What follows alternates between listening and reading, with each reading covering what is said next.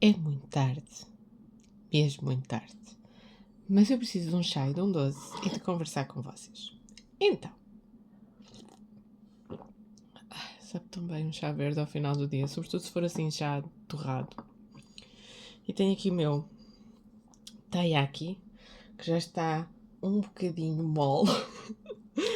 O meu taiyaki. Este não é um taiyaki normal, este é um mochi taiyaki. E supostamente tem recheio de custard. Então ele é no formato do peixe na mesma, é um taiyaki, mas é um mochi taiyaki. Eu sei, é estranho, mas eu gosto de coisas que têm consistência de mochi.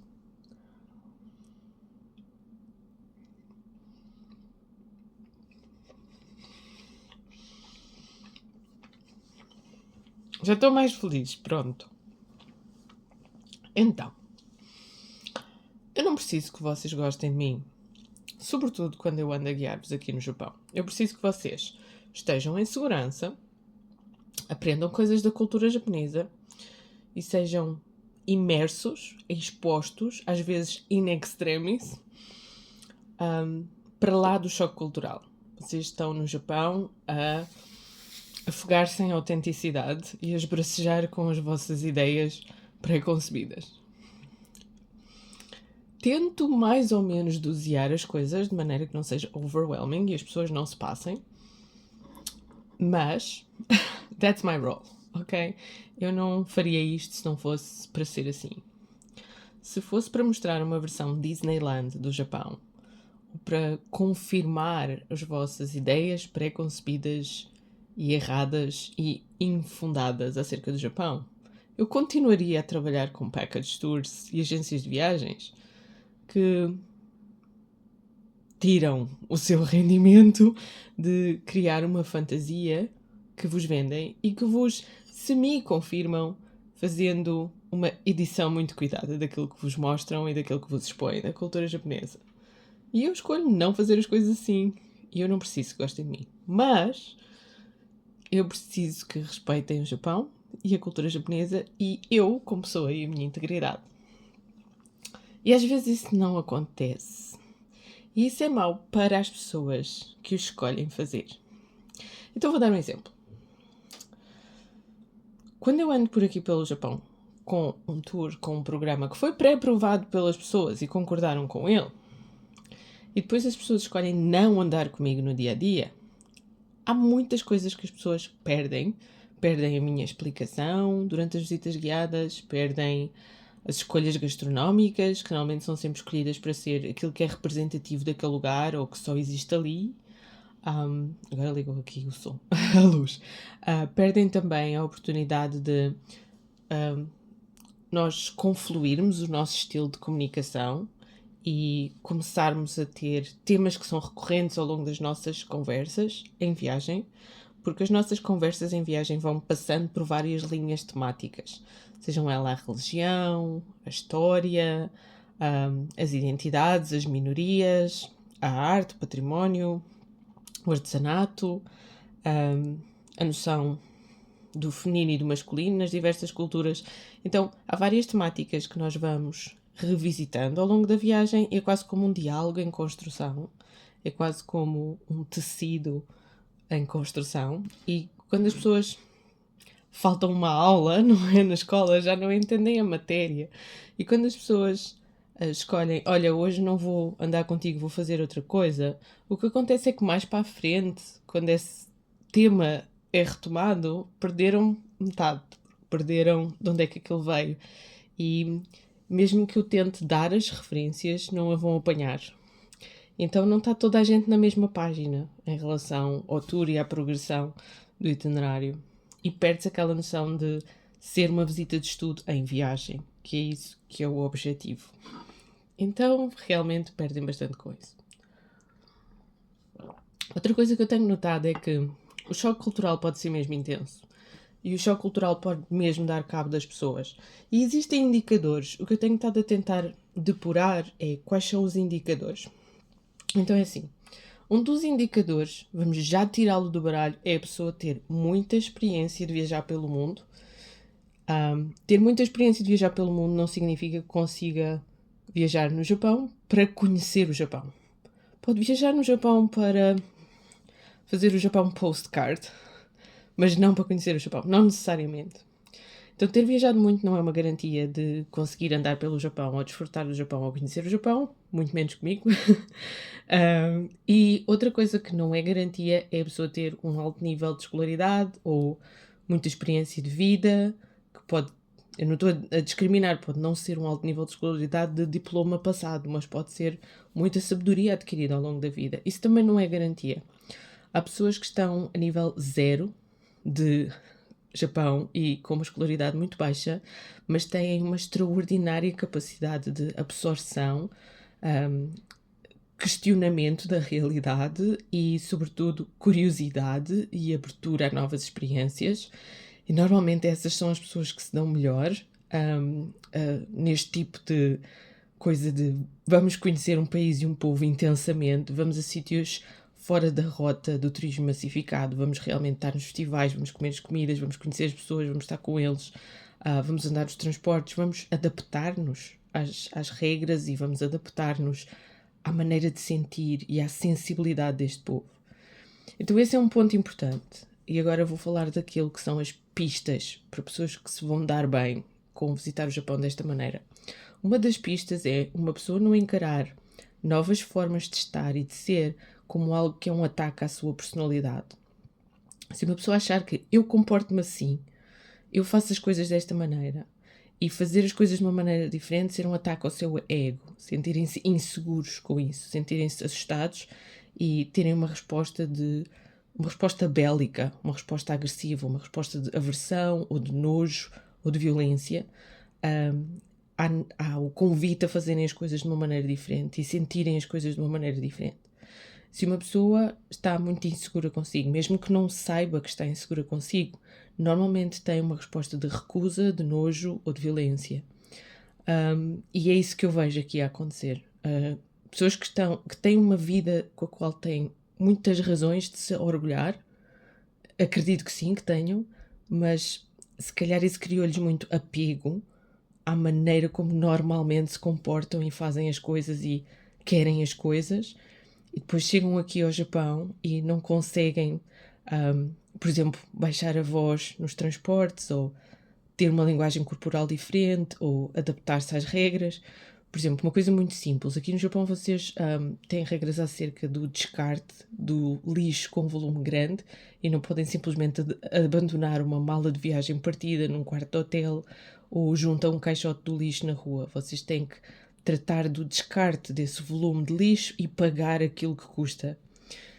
E uma pessoa com um elevado nível de escolaridade, um elevado nível de conhecimento, muita experiência de vida, muita experiência de viagem, manifestou que isso era inaceitável e que estava disposta a fazer aquilo que era, efetivamente, uma violação das regras do alojamento, que era deixar a bagagem no quarto e não pagar por ela. E quando eu manifestei que isso acabaria por ser descontado do cartão de crédito que foi utilizado para a reserva, essa pessoa teve realmente uma resposta que não está em linha com aquilo que, pelo menos para essa pessoa, é aquilo que reconhece como o seu nível civilizacional e a sua educação. Então, temos pessoas que têm um determinado nível civilizacional e educação e que aqui no Japão, espero que não entendam isto mal, mas bestializam-se. Começam a comportar-se de uma maneira que é inferior àquela que eles próprios reconhecem como a sua. E isso é uma resposta em que o que eu estou a ver ali é medo, é susto, é violência, é uma resposta de aversão e de recusa. E é uma regra que, noutro contexto, se disséssemos teoricamente à pessoa em questão o que é que se está a passar, se calhar até aceitaria, mas aqui é um somatório de regras, é um somatório de normas, é um somatório de experiências que já não consegue aceitar, já não conseguem aceitar que lhe peçam para se conformar mais uma coisa que no Japão tem uma maneira de funcionar diferente do que é o normal para essa pessoa e para o contexto dessa pessoa. Então isso acontece muito.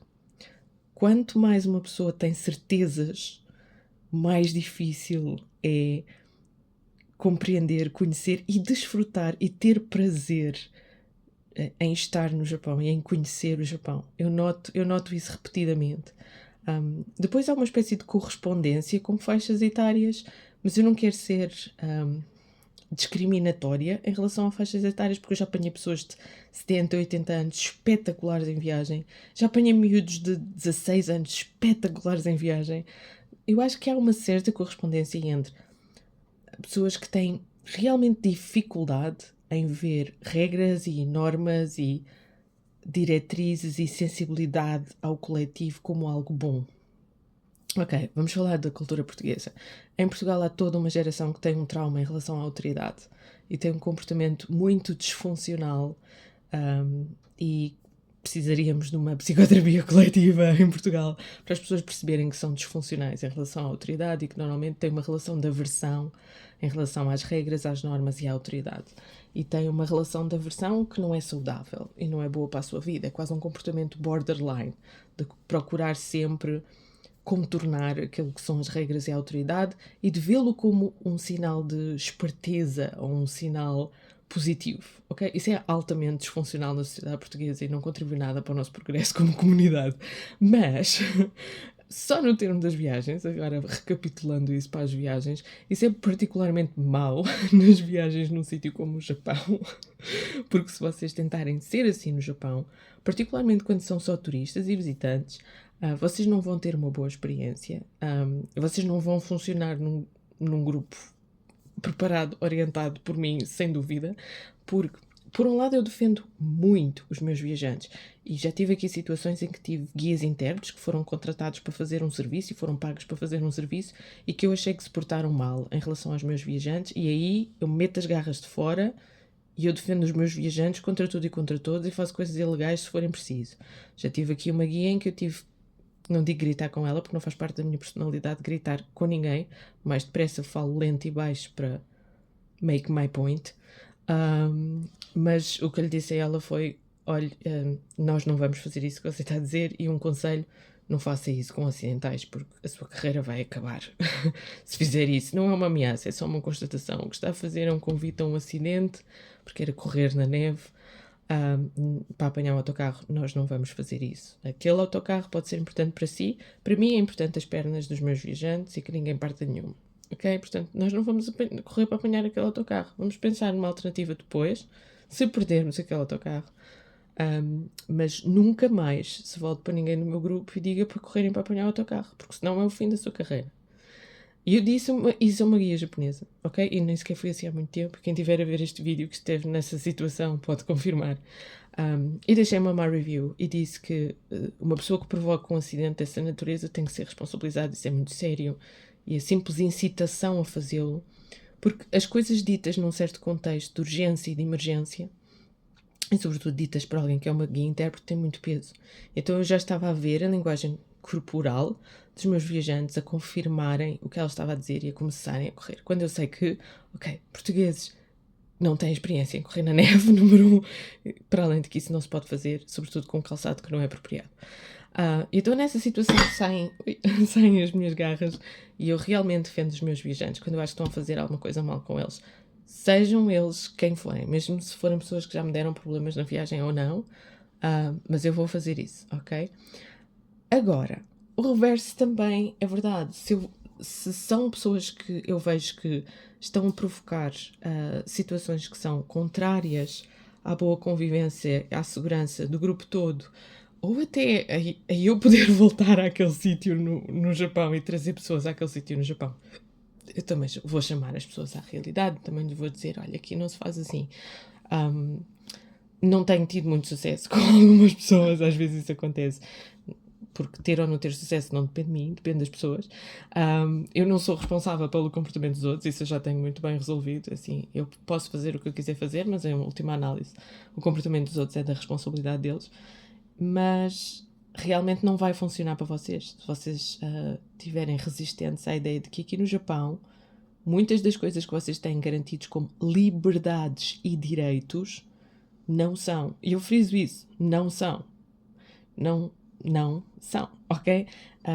E eu acho que há uma determinada geração em Portugal que, se lhes disserem para falar mais baixo, se lhes disserem para estar calados, ou se lhes disserem para não se mexerem tanto, ou se lhes disserem que não podem deixar as malas assim, ou se lhes disserem que temos horários para comer, ou se lhes disserem qualquer coisa que os constranja, tem uma resposta desproporcional de ricochete. Então, se vocês forem assim, eu acho que se calhar o Japão não é bom para vocês. Bem, e definitivamente andarem comigo não é bom para vocês. E eu também não quero andar com vocês. Então, se vocês quiserem andar aqui no Japão e terem uma pessoa que